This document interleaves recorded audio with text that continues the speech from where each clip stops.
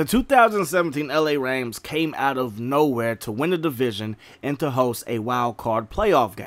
They would lose that game, but because of what they did that season and the moves that they have already made this offseason, a lot of people think that this team is going to make it all the way to the Super Bowl. I have reason to believe why they won't even make the playoffs. Now, that sounds crazy because on paper, this team has the most talent. On paper, this team should be a lock to go to the playoffs and maybe even to that Super Bowl because on paper, they do seem to be the best team in the NFC as we sit here 2 days before the NFL draft.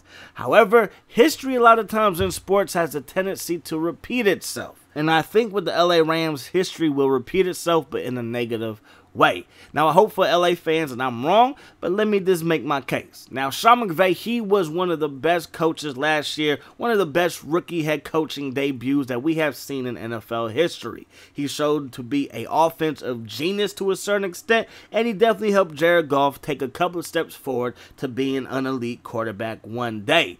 But in 1992, you had a rookie head coach by the name of Bill Cowher. He had his Pittsburgh Steelers as the #1 seed. They made it all the way to the divisional round because they had a first-round bye, and they lost in that divisional round to the Buffalo Bills. In the next season, they were the 6th seed. They were the 3rd wild card team. Now, in today's NFL, only 2 teams make it to the wild card spot.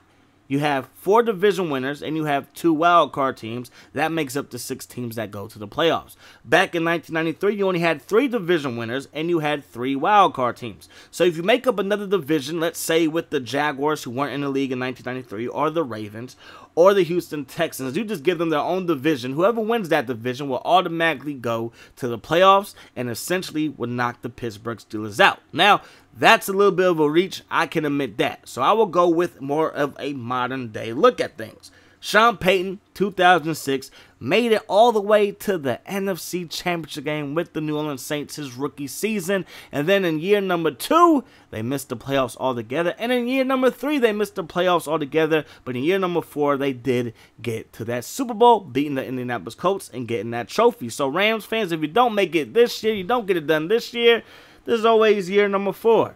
And then you have Pete Carroll. In 2010, the Seattle Seahawks under Pete Carroll went 7-9, and they won the wild card game versus those Saints with help from Marshawn Lynch in the Beastquake. The very next season, though, in 2011, they once again went 7-9, but this time that was not good enough to make it to the playoffs. So you had 3 examples of rookie head coaches that had a fantastic rookie season, but then in year number 2, had a hard time making it to the playoffs. And yes, Bill Cowher, he did make it in 1993, but that was in a situation where you could have 3 wild card teams. In today's NFL, you have 4 division winners that automatically get to go, and then you only have 2 wild card teams that actually make it. So Sean Payton, 2006, made it. Next year, didn't make it. 2010, Pete Carroll, he made it as a rookie, and then as a second-year coach, he didn't make it. And I think the same thing can happen with Sean McVay and those LA Rams. Now let's move on to example number 2, and that is Jared Goff. Jared Goff, he had a shaky rookie season at best. It did not really go his way. There was another rookie quarterback that didn't really have a great rookie season. He goes by the name of Peyton Manning.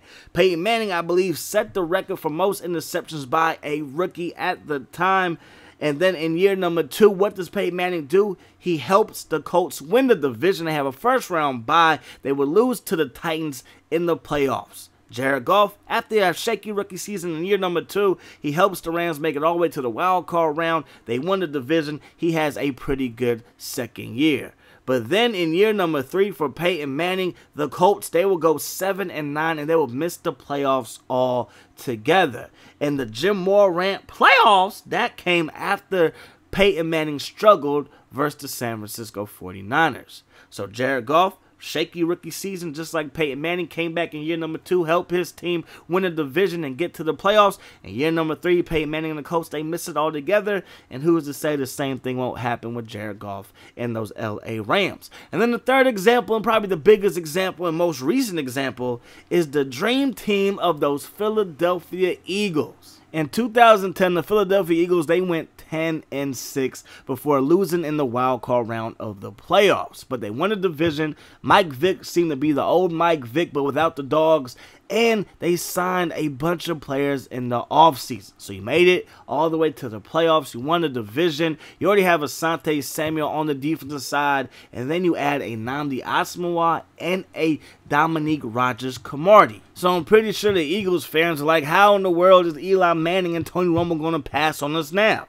But the Eagles, they weren't done. In 2009, Jason Babin was a member of the Philadelphia Eagles before the Eagles would let him go. In 2010, he signed with the Tennessee Titans, and he led the Tennessee Titans with 12.5 sacks. So the Eagles, they bring him back to Philadelphia. Now, in 2010, Trent Cole, he had 10 sacks. So now you pair Jason Babin up with Trent Cole, and the sky seems to be the limit for that pass rush. And Jason Babin, he would have 18 sacks, so that seemed to be a good move.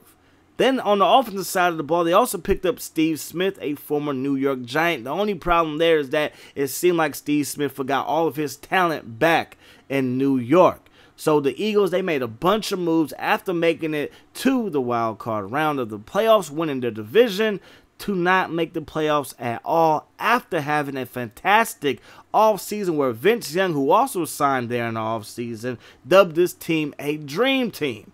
Unfortunately, the dream quickly turned into a nightmare as this team, for whatever reason, couldn't make it back to the playoffs. Now, I'm not saying that any of these things are going to happen. I just think that the LA Rams have a high probability of having one of these things happen. And just because one of these things happen doesn't mean that they're going to miss the playoffs altogether.